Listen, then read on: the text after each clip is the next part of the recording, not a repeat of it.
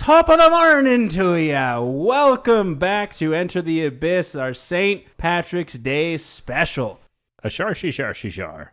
We love St. Patrick's Day. I know Cleet and I are both pretty Irish. Irish-ish. Irish-ish. I mean, I guess we can say that, right? But St. Patrick's Day has always been a really big holiday for my family and I. Do you have any St. Patrick's Day traditions you did with your family, Cleet? No, but I like to drink on St. Patty's Day. See, you just need an excuse to drink, right? Got the Jameson out. We got the black and tans with some Guinness. Yeah, let's make the river green, shoot some Jameson, and drink some black and tan. That sounds great to me, but we really wanted to do an episode today, and we're going to talk about strictly things that happen in Ireland, like deaths and serial killers, etc., etc., and I'm really excited. We're here not on a Sunday, but actually St. Patrick's Day for an extra special episode because we love doing this. We love you guys, so I hope you enjoy our St. Patrick's Day special. And of course, as typical fashion, we have a shot glass full of some Jameson to kick us off. 3, 2, 1. Cheers to St. Patrick's Day.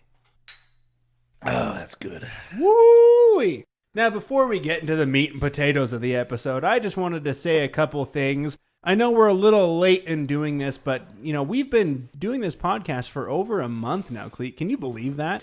Man, I really think it's just a pot of gold. The Irish references just keep on going. No, but honestly, it's been extremely exciting. We actually started recording, in November of 2019? Yeah, we have a backlog of episodes. When we recorded earlier, we were expecting my son. He was actually born on the 4th of February, little Arthur Sean Carroll. We're excited to have him here. My schedule's thrown out of whack, but I look forward to these recording sessions every week, so I just wanted to take a moment and say thank you sincerely to all of our listeners. We really, really appreciate you guys. And on behalf of Britain having a kid, if you guys got a shot, you fucking take it.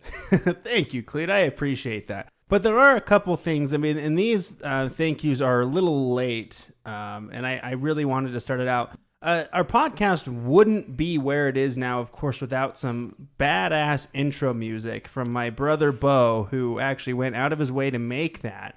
He's an awesome sound designer. His artist name, I'm going to say artist name Bo. If I'm saying that wrong, I apologize, but he goes by Bullseye. Please check him out. It's awesome. He does a lot of great work. So thank you, brother. I really appreciate the intro music. And I also wanted to give a really, really big shout out for my Aunt Christy and my cousin Mesa for our awesome logo. It was not only a lot of computer work, but my cousin actually drew a lot of the stuff that goes into our logos. Because of the special holiday, we are going to podcast Under the Influence. Oh, no. I don't know if that's a good thing or a bad thing, but I guess we'll find out. But if we sound a little different, you guys, hey, it's the spirit of St. Patrick's Day. If you have a green beer, pick it up, drink with us, eat your corned beef hash. I know we are. Let's just have some fun with this shit. But without further ado, Cleet, we're going to let you kick this bad boy off. So let's go ahead and jump on in. And thank you guys again for entering the abyss week after week. We fucking love you. I'm going to go over the Hellfire Club. Now, this is a story of debauchery, sex, and Satanism. So, the Hellfire Club is now currently an abandoned building regarded as Ireland's most haunted spots because of its history. It is said that the devil himself has visited this location. It sits a few miles outside of Dublin on top of Monteplier Hill, and its name was from a hedonistic group that once called themselves the Hellfire Club. Let's start at the very beginning, at who built the place. It all started with William Conley. He was a son of an innkeeper from, again I'll butcher it, Ballyshannon, Donegal, but he rose to become one of the richest men in Ireland and became a politician. He was a lawyer, and a giant chunk of his wealth was made in real estate after the Boer War, where the Catholics had to forfeit all of their land, and Conley was the one who helped facilitate the process. He then became a Speaker of the Irish House of Commons, which was one of the most powerful positions in Ireland at the time. He bought the property where the Hellfire Club would be located in 1723 for £62,000. Originally, it was for the Rathfannon Castle, and the Monteplier Hill land was part of the estate. Monteplier Hill wasn't considered to have any practical use, but Conley had the vision to make it a deer park, and at the top of the hill, he would create a hunting lodge that would overlook Dublin. He's like, it's just a hill now, but wait till I'm done with it. For the viewers, I'd recommend that you Google the view from the Hellfire Club because it is beautiful. Have you ever seen that? So, anyways, they soon run into problems during the building phase. They discover a huge Neolithic tomb where they wanted to make the hunting lodge. Just basically a giant graveyard of an ancient civilization. And that never turns out good. I mean, you buy a property that sits on a cemetery. Cleet, do you know of a good time when that's actually happened? That reminds me of, what's that famous horror movie? I mean, there's Pet Cemetery, but there's also the Poltergeist. Poltergeist, that's the one I was where, looking yeah, for. it's like they buy the land and it's on like a Native American burial ground. Right. Yeah, that shit gets Do you know that they gnarly. used real skeletons in that movie? Yeah, I watched a documentary on TV once, and it was actually the history of horror, and they talked about it, and one of the actors was like, these things smell disgusting. It's because they use fucking real skeletons for that. I mean, that's ridiculous. I can't imagine a time where you buy a land with a cemetery that it works out in your favor. So, this tomb was built with huge stones. Conley, really wanting this hunting lodge, just decided, fuck it. We'll grab these stones from this tomb, and we're going to build these stones into our hunting lodge. Like, he used the materials to make the hunting lodge You're out of this. not supposed to desecrate a burial ground, you son of a bitch. Exactly. So the locals say, when he ordered the workers to dismantle and desecrate this gravesite, that it caused the pagan gods of that time to become angry and haunt this place. As they very well should be. So one area that they point as evidence for this is that soon after they finished this building, a fierce storm tore the entire slate roof off the lodge. Would you continue with your build if that happened? So it's kind of funny, man. I love historical things like this because Conley, being the badass that he is, says, we're going to grab more of these stones and I'm going to make that motherfucker the roof. How about you get wind coming blowing that off? So it's like a challenge at this point in time. I'm also going to point out, Cleet, you just like to talk about badasses, right? I mean, we're going to jump back to episode 2, Mr. Gorman on Skinwalker Ranch, and everything you cover is just a badass man at the center of these stories, isn't it? Amen. So, to this day, those stones are still on that house. Yeah, I mean, no wind's going to rip a stone off the roof. Well, sadly, Conley died only 4 years after building this hunting lodge. That's what happens when you piss off the deceased. So this is where it gets weird. The Conleys family end up renting out this hunting lodge to a underground society of very elite, powerful politicians. And this is where they kind of form the Hellfire Club. Their motto was, do what thou wilt, which, not sure if you know this, Britton, but this is the same motto that Aleister Crowley adapted later into his little religion, which is, do as thou wilt. Do you know who Aleister Crowley is? No, I just know the Ozzy Osbourne song, Mr. Crowley. He's considered to be one of the most evil people in Europe. Well, I mean, that just means we need to cover him in another episode. Amen. Of course. I But I like mean, that. do what thou wilt, right? Do what thou wilt. Okay. Basically, it's... if you want to do it, fucking do it. Basically, what that means is they're saying, fuck religion, we're going to do whatever the fuck we want. That's basically what it means. Yeah. So, I mean, you do what you want without... I mean, you want to do it. You're going to do it. Doesn't matter what people think, what ties you have. You're just going to do it. I mean, that just seems like a pretty crazy motto to have. But, I mean, you're going to have a lot of repercussions. So the person that founded this club was named Richard Parsons, and he was a Grand Master of the Freemasons at that time. After inheriting a small fortune from his grandma, he went on a trip to Europe and Egypt. Rumor has it that while on these trips, he became widely known as a sorcerer and a black magician. People claim that while in Egypt, he came across some ancient text called the Dionysian Scrolls, where they were stolen from the Great Library of Alexandria. When coming back to Ireland, he wrote a book called Dionysus Rising. Fun fact, there are only 2 copies of this book in the world today. And Cleet, how do we get a copy? Well, I imagine millions of dollars to get one of these copies. Oh, dude, that would be fucking expensive. I want it. After writing this book, he started a secret club, again, patterns here, called the Sect of Dionysus. So if you want something, start a club, essentially, right? Am I getting this right? You want something done, you start a club? Yeah, you get power. So this is the club that later formed into the infamous club called the Hellfire Club. That's a lot of club. Yeah. So the club was very true to their motto. They didn't consider themselves Satan worshipers per se, but would embrace sin and what people considered immoral behavior at the time. Now, I don't worship Satan, but the typical sin is okay. I don't know why I sounded like I was from like Minnesota there. I don't know. So I don't worship Satan, but he doesn't seem like that bad of a guy. I mean, maybe he just had a bad rap. I don't understand. It's not that terrible. Their activities would include orgies. Again, orgies. You just like to cover topics that have orgies, dude. There's a lot of commonalities in what I bring to you guys. Now, was Rasputin part of this? Because he was an orgy man, too, just choking the sin out of people. Different years, brother. Their activities would include orgies, black masses, and sacrifices. Little progressive fact, they considered men and women equal in status within the club. I think that's probably the best part of this club. That is. I mean, there's a happy point in this. I mean, I think it is equal. The leader parson during these feasts or orgies would dress up as Satan and would call himself the king of hell. I am the king of hell. Welcome to my feast. Honestly, this guy seems like a pretty cool guy to party with. Like, he knows how to have a party. Yeah. This place is huge. They keep continuing to have these parties, but about after 10 years, the Hellfire Club disbands.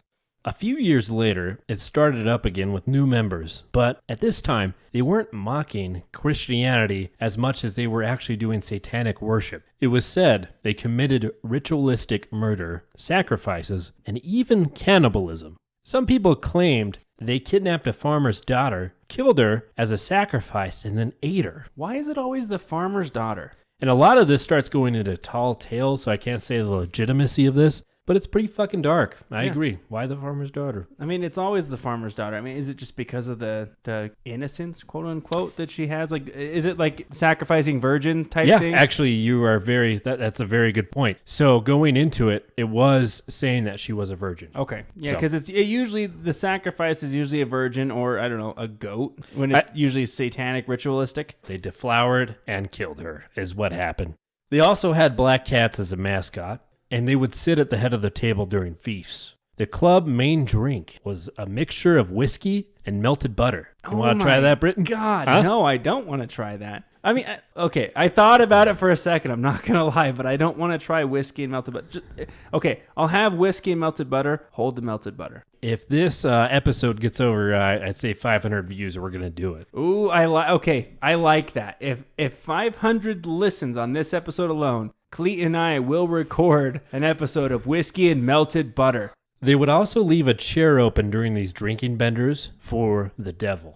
Well, I mean, he has to be a part of everything they do, right? So let's go into some of the supposed eyewitness accounts and folklore of the Hellfire Club. There is a story of a young farmer coming up to the hunting lodge to figure out what exactly is going on during these meetings. Well, and he also wants to figure out what happened to his daughter. Different farmer. I don't think so. He was found out by the members of the club and invited in. That night, he was forced to participate in the rituals. He was found next morning wandering in the town and was seen to be insane by everyone who witnessed him. He was unable to recount what he experienced during these rituals and was so dysfunctional, he couldn't even remember his own name. Okay, so he either ingested a shit ton of alcohol or his mind was completely erased. This reminds me of kind of like a sorority, like a hazing episode. Like, oh, you want to be a part of the sorority, you have to do 5,000 shots of... What the fuck is that? Holy shit. Damn it, Buddha. I don't... Okay, that scared the shit out of me. Oh my God. So I sit... We're in our recording studio, and there's a door right behind me, and Cleet's fucking cat just blew the door open, scared the hell out of me. Oh my God.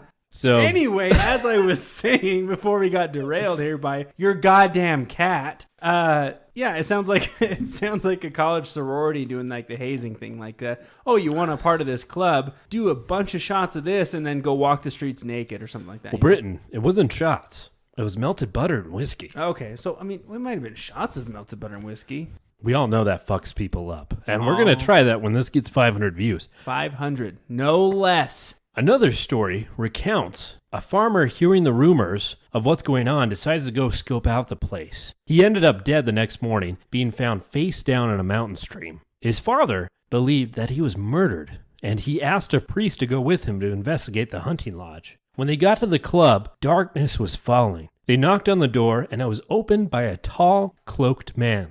Upon entering the building, they were grabbed from behind and dragged to the banquet room and thrown into chairs. A giant black cat jumped and rested at the head of the table. The priest noticed that the cat's ears were not normal. It appeared to have horns. The cat stared at the priest with wide, hateful eyes. The priest, having enough of this, tries to get up, but gets shoved back into his chair. Realizing that he has a bottle of holy water in his pocket, he throws it at the cat as hard as he can while reciting an exorcism. Like, my God, this is a fucking movie right here. Dude, bust that shit out. I mean, throw it. I mean, what kind of cat has horns? Chaos ensues. All you can hear is cats screeching and men screaming outside the building. The priest continues to pray until the smell of smoke and sulfur forced him to leave the building. They leave to find a dead person outside the room, full of deep, cat-like scratch marks. I think you're right. This is like a movie script, dude. We need to film this movie. Let's just keep rolling through the stories. Because I'm still fucking terrified of your cat trying to break in, because all your stories contain black cats and your cat is a black cat. Obviously is a black cat. So this is weird, man. It's one of her ancestors. She remembers. Never forget. She's just excited that we're talking about her long-lost great-great-great-grand cat. This next story is a bunch of locals going up there to spy on the Hellfire Club. They saw members drinking the mixture of hot butter and whiskey. They were drinking this by the pint and having a good time, but then they poured some of the mixture on a cat and lit it on fire. No fucking way. They then opened the door while the cat was on fire. It just ran over at the people, and they got scared and just fucking ran. Well, I mean, it's a cat covered in whiskey and butter that's on fire. That makes me sad. I love cats. It does make me sad. People shouldn't be rude to animals. So let's go over to the most popular story of the club, about the devil visiting this place himself. It starts out with two hunters playing cards in the Hellfire Club. It's a stormy night and rain is coming down hard. Suddenly, their game is interrupted with a knock at the door. They answer and see a man standing in the middle of the storm with nowhere to go. They decided to offer him lodging for the night, and they start playing cards together. There is something very odd about this man, but they just couldn't figure it out. Jesus Christ. It's like a horror script, right? It's all calm. It's a storm outside. There's lightning going crazy. Someone knocks at the door. You go outside. You let him in. Oh, yeah, hey, you're a complete stranger. You're great. Come on in. Play cards. Nope. We're going to have you in the house. You're going to die. You're going to die. During this game, one of the players drops their card. While reaching under the table to grab it, he notices something strange. The traveler's feet aren't normal. Instead of human feet, goat feet, he saw cloven hooves. He jumps up in fright, only to see the man has disappeared without a trace. There is a rumor that if you walk backwards around the Hellfire Club 3 times, you will see the devil or even summon a demon. I don't want to beat a dead horse here, but if we ever get big and go to Ireland, we're going to go visit this motherfucker, and we're going to walk around it 3 times backwards. You said it's an abandoned building.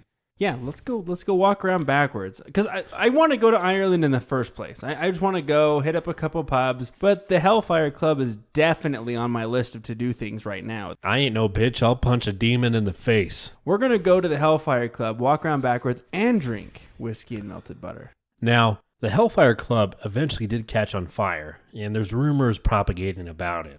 One story is when the Conleys refused to renew the lease with this club because they saw what was going on, they just got pissed and lit the place on fire. Now, another story says that the members did it just to give it more hellish vibe. Like, yeah, dude, we're fucking Satanists, but you know what's missing? Seeing what hell looks like. Literal hellfire. Now, I think the last one was a little bit more scary and more believable. Involves someone named Thomas Whalley.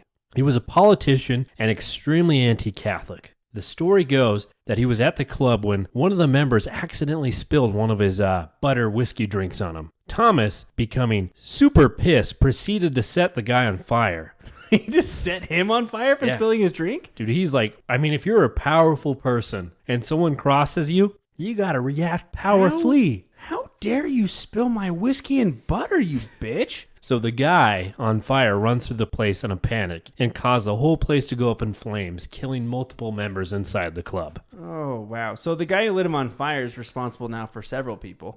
So that kind of ends up the stories that we have in folklore, but there are still rumors today that there are cults that operate outside of this abandoned buildings to this very day. People that go to the building at night have said to feel weird vibrations, heard mysterious thuds, and saw tall shadows lurking in the rooms. One woman that went up there claimed her cat started staring at her when she came home at unseen figures. she would wake up in the middle of the night with random scratches all around her body. Some people see two nuns walking the pathways toward the club, and they are named to be Blessed Margaret and Holy Mary. And they are speculated to be women who participated in the black masses up there years ago. Is this place really haunted? I don't know. But what I do know is that if I'm ever in Ireland, I'm going to visit this goddamn club. So that ends this story of the Hellfire Club. I hope you guys liked it. I have never heard of it until I did some investigation about urban lore in Ireland. So it's really interesting to me that I found this. Yeah, and I appreciate you talking about it, Cleet. I mean, one of the stories I have has a little small tie into the Hellfire Club. Oh, neat. Because it was, a group of people who were of higher stature at the time. I do want to start off first by saying that even though I do have a little bit of Irish blood flowing in me, I can't pronounce everything 100%, so I apologize if I mispronounce anything while I'm talking about it, like names of places and individuals I'll be discussing. However, I've got a couple of things I want to talk about. The first one, I want to talk about a lady by the name of Dorcas Kelly. She is pretty intense. Now, this story is actually surrounded in Irish folklore. She was a madam, and her name was actually Dorcas Kelly. She operated the Maiden Tower brothel on Copper Alley off Fishamble Street in the southwestern section of Dublin, Ireland. Just an honest way to make a living. However, her story, again, is well known in Dublin's folk memory as she was allegedly Ireland's first serial killer. Wow. Yeah, I mean, with our Irish special, might want to talk about the first serial killer that happened. Can I just say something? Of course. The odds of a serial killer being a woman is so significantly small. I mean, predominantly, it's men. Absolutely. I don't know the statistic offhand, but I'm pretty sure it's like 1 to 10. Yeah, it's very, very, very small. And to be Ireland's first serial killer, Ireland is not known for their crimes. They're pretty neutral. They're pretty calm. So, I mean, I had a pretty difficult time tracking some of these stories down. So the story starts with her becoming pregnant by Dublin's sheriff by the name of Simon Luttrell, who at the time was a member of the Hellfire Club. I remember that place. That's kind of weird. So he was a member of the Hellfire Club, and he supposedly got her pregnant. Now, once finding out about the pregnancy, she demanded financial support from him because, he's the father of her child. She needs help financially. Now, the story goes on to tell of Luttrell accusing Kelly of witchcraft and killing her baby in a satanic ritual. Black mass, as you would say. Yeah, exactly. The baby's body was never found, and Kelly was put to death by hanging and burning at the stake in a public execution on January 7th of 1761. Now, during this time, newspaper articles accused Kelly of killing shoemaker by the name of John Dowling on St. Patrick's Day of 1760. So, on this day, a long freaking time ago, this led police to investigate the brothel, where they found the bodies of 5 men that were hidden within vaults inside of the brothel. I'm going to pour a little bit of Guinness on the ground for a fallen friend. For our fallen Irish men. After the execution, prostitutes rioted the streets of Copper Alley because they didn't feel like she should have been executed. They didn't agree with this at all. Now, there was an account of the 1773 execution of another murderer by the name of Mrs. Herring at Tyburn, London, that would include what Kelly's execution may have included. So I'm going to read that exactly as it came out of here. She was placed on a stool, something more than 2 feet high, and a chain being placed under her arms. The rope around her neck was made fast to 2 spikes, which, being driven through a post against where she stood, when her devotions were ended, the stool was taken from under her and she was soon strangled. When she had hung about 15 minutes, the rope was burnt and she sunk till the chain supporting her, forcing her hands up to a level with her face, and the flame being furious, she was soon consumed. The crowd was so immensely great that it was a long time before the sticks could be placed for the execution. This came from Edward Cave in Sylvanus Urban, which is the Gentleman's Magazine and Historical Chronicle, Volume 43 in London, 1773. So it was from another gal's execution that went on to say that Dorcas Kelly's execution might have been the same, which, can you imagine seeing that in the streets of your hometown, Cleet? Back then, you only have so many sources of entertainment, man. Oh, you considered entertainment. Maybe they did back then. I mean, crowds went there to watch. I don't know why. I ain't fucking judging. Now, the producer of a community radio show on Dublin South 93.9 FM by the name of No Smoke Without Hellfire told her story on the 250th anniversary of her death in January 2011. He went on to say, women in the 18th century Ireland were second-class citizens, and the execution of prisoners reflected that blatant sexism. Men found guilty of murder were just hanged, whereas women were throttled first, then burnt alive. That'd be the worst way to go, to be burnt to death. Jesus Christ. So men, if men were found guilty, they were just hanged. But if you were a woman in that time, you were hanged and then burned.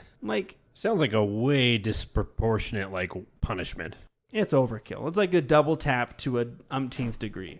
So, that's kind of the short story of Darky Kelly. She was reportedly Ireland's first serial killer because it started out with the reports of her being impregnated by the sheriff. However, the fact that she was hung, actually, people were saying that she was actually hung because of the fact that she killed the shoemaker and had 5 men buried within the vaults of her brothel. So regardless of how she was hanged, a lot of the prostitutes went crazy because she was, she ran a brothel. So she had a lot of friends in that alley. So at this point in time, there's now a pub on Fishamble Street near where her brothel once was that is named Darky Kelly's. So Cleet, once we go to the Hellfire Club, we're then going to skip over to Darky Kelly's and we're going to have a whiskey and butter. Yeah. Okay, so that is the story of Darky Kelly. The next story I'm going to jump into is now the story of Geoffrey Evans. Geoffrey Evans was born in 1940 in England and died on May 20th, 2012 in Dublin, Ireland. Evans, who had an accomplice by the name of John Shaw, would go on to be one of the longest serving prisoners in Ireland for the murder of 2 women in the Republic of Ireland. Now, again, as I mentioned, Ireland didn't have a lot of crime during this time, so this is a pretty big deal. They had a very sinister plan to rape and kill 1 woman a week. So it starts in the summer of 1976, where Evans and Shaw would drive the roads of Ireland in a Ford Cortina in search of women who they could abduct, rape, and murder. Fucking monsters. This was a sick fantasy that both men shared, stating that they needed to rape and kill a bird, in their words, every week in Ireland from their native Lancashire. Both men were actually on the run as they were needed for questioning in connection to 3 rapes in the United Kingdom. So they already have a history of doing shit like this in the United Kingdom. When this took place, this shook the entire nation and introduced them to the phenomenon of a serial killer. Evans and Shaw thought that Ireland was far enough away from the United Kingdom law that, hey, they could get away with it. They could just continue what they were doing, right? Makes sense, right? You run far enough away from home, you continue your spree, you're going to be fine. Now, when they first got to Ireland, they started off small. They started committing a series of burglaries. Now, eventually they were caught and convicted for a short time in Mountjoy prison.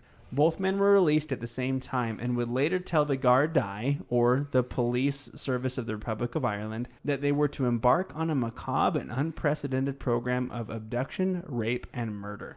It almost reminds me of H.H. Holmes, or just back in the day, investigation or police forces weren't as good as they were, so you could just go as far as you could and just keep committing what you were doing. Yeah, exactly. You got to start somewhere. During the night of August 28th, 1976, Miss Elizabeth Plunkett, who was a 23-year-old office clerk from Ringsend, Dublin, became the first victim after coming across the 2 men. She was on holiday with her friends at Caravan Park in Britis Bay in Wicklow. She left her group of friends at McDaniel's pub and was never seen alive after that. So if your friend left the bar, let's say we were at a bar and I left and you never saw me again, what would you think? I would assume you were fucking murdered, man. You would just assume I was murdered. I'm just saying, every fucking case where people disappear, they're at some type of bar, they leave, and they never see them again.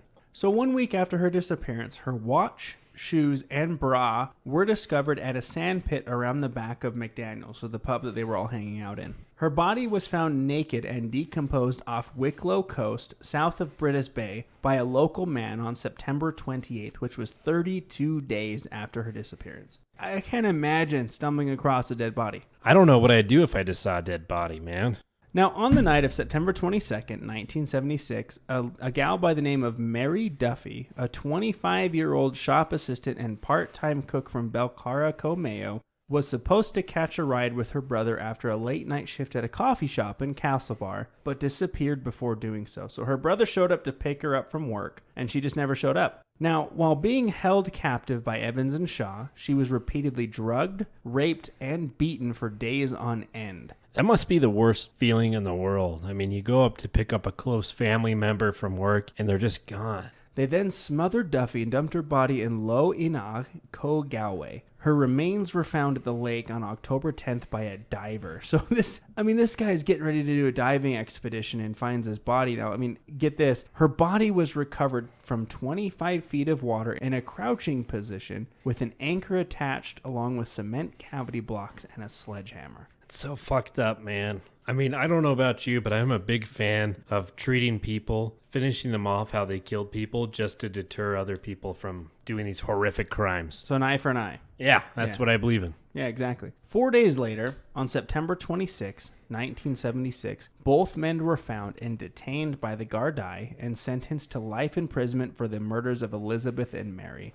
Good. During questioning, Shaw told Gardaí, "God help me. It was the devil made me do it. Keep him away from me." You were the one that decided to do that. Man up and say you were the fucker, the terrible person who committed those crimes. Nothing drives me more crazy than that. Yeah, people get caught and it's like they go out on these killing sprees and they're acting all like, "Oh, I'm this big badass who's going to go on a killing spree." Then they get caught and they're like, "Oh, I didn't mean to do it. It was the devil. It was this guy. It was..." So yeah, he starts blaming the devil and saying, "Keep him away from me." Now, he also claimed that he wanted to let Miss Duffy go after raping her. However, Evans said she needed to be killed. He went on to say, "I wanted to let her go, and Jeff said we couldn't. I got a cushion out of the car and put it over her head and put my hands around her neck and killed her. We threw her into the back of the car with her clothes. Jeff said he had picked a spot to dump her." So, typical duo, he starts blaming the other guy so he can try and get out of there. But dude, you're going to jail for life. Don't even try and pretend.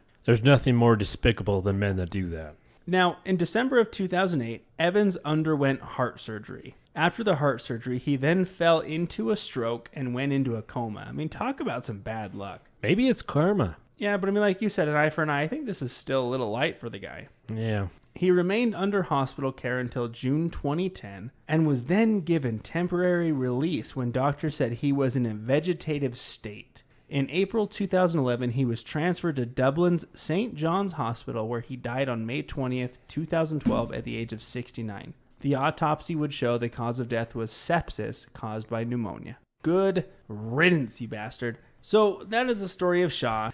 Their whole goal as a group was to find and rape and kill one girl a week. You have to be a sick individual to even come up with something close to that. It is literally depravity. It's humanity at its worst, in my opinion. So the last thing I want to talk about, this one's really sad, and it was kind of hard to write this one, but it was something I wanted to talk about. It's a subject of a story called the Carey Babies. So, on April 14th, 1984, the body of a newborn baby boy was discovered on White Strand Beach in Cahersiveen, Co. Kerry. The baby boy had 28 stab wounds and a broken neck. The boy was given the name John and was baptized before being buried. At the time, Gardaí had suspected an unmarried woman by the name of Joanne Hayes from Aberdorney, which is 40 miles from Cahersiveen. They suspected her on account that she had recently been pregnant, but surprisingly, no longer was, and there was no sign of a baby.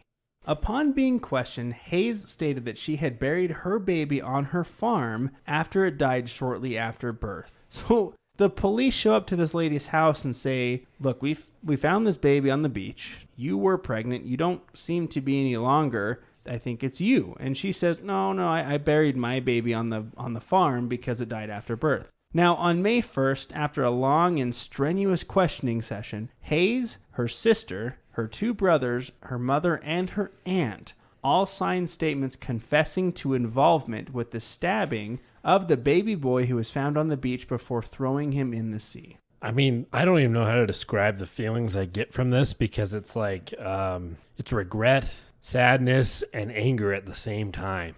Yeah, it's a maelstrom of emotions, absolutely. Now, with these confessions, Hayes was charged with murder, obviously. However, a day later, the remains of Hayes' baby was found in a field on the family farm, which confirmed her original story. So they dug up the baby that she had buried, her own baby, after dying from birth. Blood tests on the baby at the farm was O, which matched both Joanne and the baby's married father, Jeremiah Locke. The blood type of the baby on the beach was A. So blood type just doesn't match up. Gardaí were still convinced that Hayes was behind the murder of the baby on the beach and continued to pursue the theory of heteropaternal superfecundation. Yeah, I pronounced the shit out of that, didn't I? The fuck does that mean? So, heteropaternal superfecundation states that Hayes had sex with two men with different blood types within 24 hours of each other and then gave birth to twins, each with a different father. I've heard about that, actually. That's super rare. Yeah.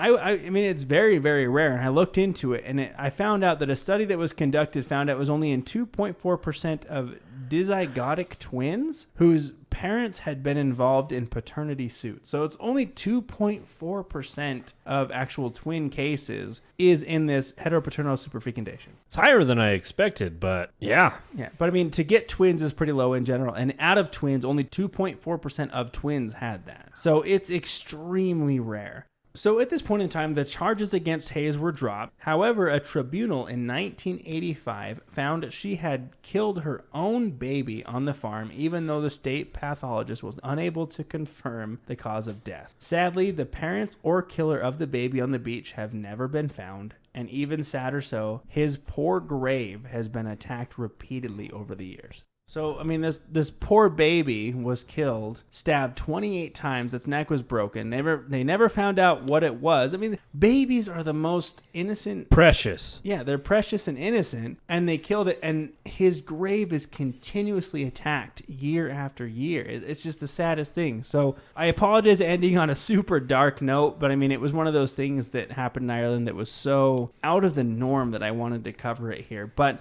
those are the stories that we had for our St. Patrick's Day special. I hope you guys really enjoyed it. It was a lot of fun talking about it here. Next week, we actually have something amazing. We've actually had a couple pieces of fan mail come in and some suggestions. So stay tuned next week. We're going to give those individuals a shout out. We're going to cover a super special topic to them, and we're really excited about it. So if you have something you want us to cover, you know how to do that. Send us an email, entertheabysspod@gmail.com. Thank you so much for joining us on this St. Patrick's Day 2020. We really, really appreciate all of you. And as always, thank you for entering the abyss. Until next time.